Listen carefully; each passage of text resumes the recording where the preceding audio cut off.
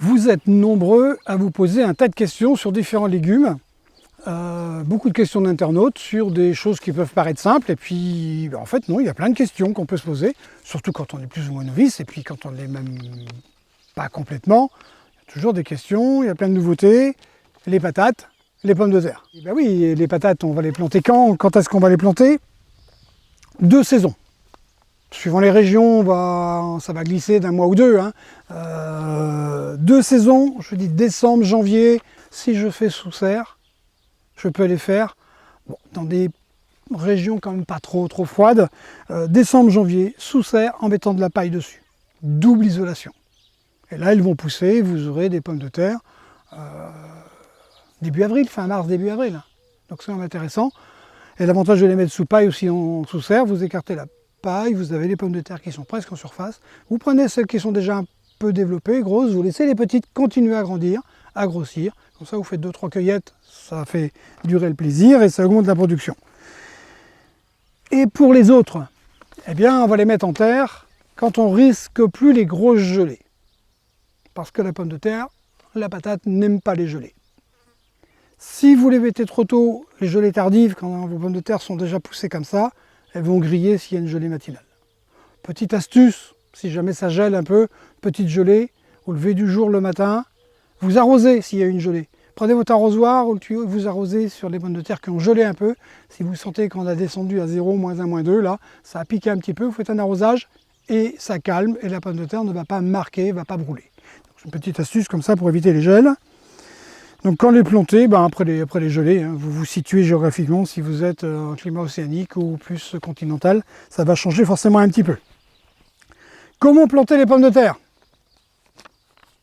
À plat sur le sol. Ne vous embêtez pas, ça marche très bien. On pose sur le sol et on couvre avec un paillage. La feuille, la paille. Évitez le BRF sur les pommes de terre, c'est pas très pratique. Mais tout ce qui est paillage, paille un peu hachée, feuillage, de la fougère, tout ce qui peut servir. Et là, on en met une bonne couche, comme ça. Ça vous évitera, ça va les protéger. Elles vont pousser très vite dessous parce que ça va réchauffer. Et en plus, pas besoin de les rebuter. On va les chercher très facilement dessous. Donc ça, on peut les faire comme ça. Ou alors, traditionnellement, on fait un sillon, on les plante à 10 cm, 10-12 cm de profondeur, distance entre les plants, la longueur d'un pied, en gros, vous marchez, vous mettez devant le pied, comme ça vous donne la bonne distance, on les recouvre, et puis après on les rebute. On va rapprocher la terre autour pour que les pommes de terre, en se développant, n'arrivent pas en surface, prennent la lumière, prennent le soleil, elles vont verdir, et ce n'est pas bon, c'est pas terrible, on va les rebuter. Et ce sera plus facile de les récolter après si on les a bien butées, parce qu'elles sont dans la butte, elles ne sont pas en profondeur dans la terre. Vous voyez que c'est quand même relativement simple. Donc voilà ce qu'on peut faire à peu près. Faut-il buter les pommes de terre? C'est une de vos questions. Oui, ça dépend si je mets à plat ou si je ne mets pas à plat. Oui, si je les enterre un peu, si je ne mets pas de paille, il va falloir effectivement les buter. Faut-il arroser les pommes de terre? Les professionnels les arrosent pour augmenter la production. Alors est-ce qu'on ne pourrait pas le faire nous en tant que jardiniers? Moi je ne suis pas très favorable. Je ne suis pas très favorable parce qu'on va les faire pousser, on va les fragiliser, on va les rendre un petit peu plus tendres. Et puis, il y a certains d'entre vous qui me posaient des questions sur les maladies ou sur les ravageurs. Je vais vous y répondre un petit peu plus tard. Plus elle est tendre, plus elle est sensible effectivement aux maladies et aux ravageurs. Donc on va peut-être éviter d'arroser. Ce que vous pouvez peut-être faire, c'est faire un paillage. Soit vous l'avez mis sous paille, c'est bien, soit vous l'avez rebuté. Et entre les rangs, vous pouvez faire un paillage. Faites attention si vous faites du paillage avec la tonte de gazon. La tonte de gazon, si vous l'avez laissé sécher avant. Parce que si vous mettez de la tonte de gazon entre les rangs qui est en train de pourrir, qui ne sont pas très bons, là, vous allez donner un goût. Allez, on va se le dire entre nous, un goût de chiotte, quoi. Pas bon les patates.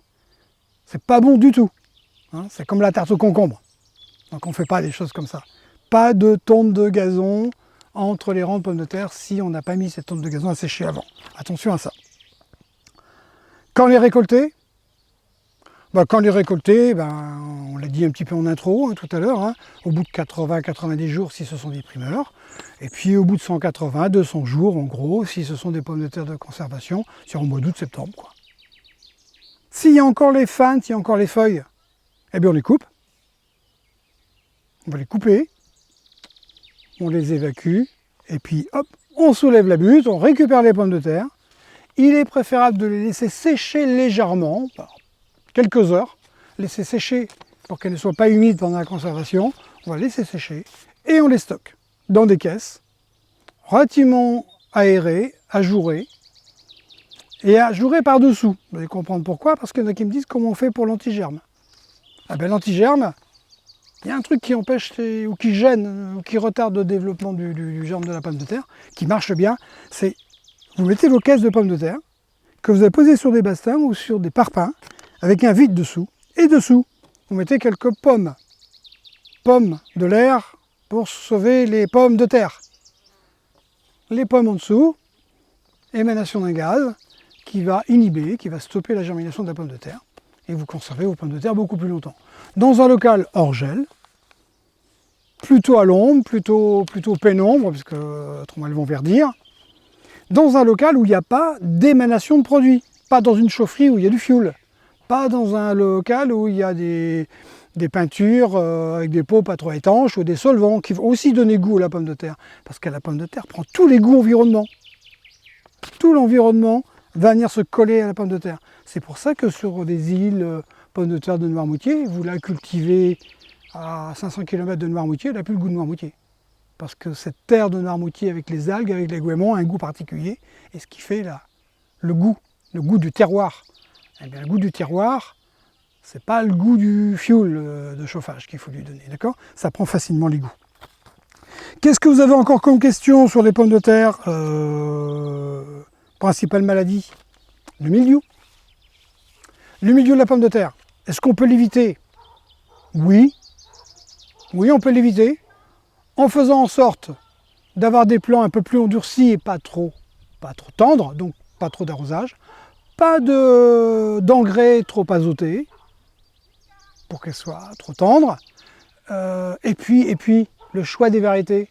C'est peut-être aussi, j'en ai noté quelques-unes, quelques variétés comme la Bernadette, la Rosabelle, qui sont relativement résistantes au mildiou. Vous avez certaines variétés d'ailleurs qui sont notées résistantes, tolérantes au mildiou. Ben oui, parce que on ne va pas mettre une variété sensible pour être sûr d'avoir du mildiou si on peut l'éviter. Alors il y en a même une, c'est la Gazor. Là, je l'ai trouvée sur une revue professionnelle. Je ne sais pas où vous allez la trouver dans le commerce. Si vous la trouvez, c'est la plus costaud anti-mildiou. Faut-il trouver la variété quelque part? Mais le mildiou, on peut faire comme ça. Sinon, anti-mildiou, vous sentez déjà dans mon expression un petit peu de réticence peut-être, c'est la bouillie bordelaise. Bouillie bordelaise avec modération. On peut mettre de la bouillie bordelaise avant. Si vous sentez que le temps il est un peu légèrement chaud et humide, il peut y avoir des départs de mildiou. Donc on peut faire une bouillie bordelaise. S'il fait chaud et sec, il n'y a pas de départ de mildiou. Mais s'il y a un risque, on peut faire un peu de bouillie bordelaise. 2-3 fois pendant la saison, grand maximum. Et en respectant les doses, bien sûr, qui sont notées sur l'emballage, parce que si vous faites que 3 fois à 4 fois la dose, ça ferait beaucoup trop, donc on ne fait pas n'importe quoi. Est-ce qu'il y a des bébêtes sur la pomme de terre? Bah oui, bien sûr, le Doryphore. Le Doryphore qu'on voit quand même moins il y a quelques années, oui, il y a des Doryphores. Parfois, il y a un peu de Doryphore. Pas énormément, on peut en avoir. Naturellement, on peut faire quoi contre le Doryphore? Les ramasser. Est-ce qu'il y a des variétés moins sensibles? Non, pas vraiment. J'ai pu constater, moi, sur les cultures, en faisant plusieurs variétés, que parfois, les Doryphores s'installaient plus sur une que sur l'autre, mais 3 jours après, ils étaient déjà installés sur le rang d'à côté, donc ça ne s'avère pas vraiment exact. La culture du lin, oui, il y a un effet répulsif, effectivement, le lin, mais le lin vivace. Si vous faites du lin annuel, il est en fleur trop tard, le dégât éventuellement du Doryphore est déjà là. Donc le lin, naturellement, et puis sinon le ramassage, c'est de surveiller, le voir de temps en temps, s'il y en a quelques-uns. S'il y a 2 ou 3 feuilles qui sont vraiment couvertes de larves, on les coupe, on les élimine, et puis on arrive comme ça à contrôler effectivement l'invasion. C'est pas trop compliqué. Juste une dernière petite chose, vous êtes débutant en jardin, et bien si vous débutez par des patates. La patate dans le sol, elle va déstructurer votre sol, elle va le nettoyer, c'est une plante déstructurante, nettoyante, c'est l'idéal pour démarrer un coin de potager. Si vous avez un sol un peu dur, un petit peu sale, qui a été négligé, commencez par un coin de patate, Et derrière les patates, eh ben, vous faites ce que vous voulez, ça marche tout seul. Il a déjà, la pomme de terre a déjà travaillé votre sol. Donc moins de travail pour le jardinier après.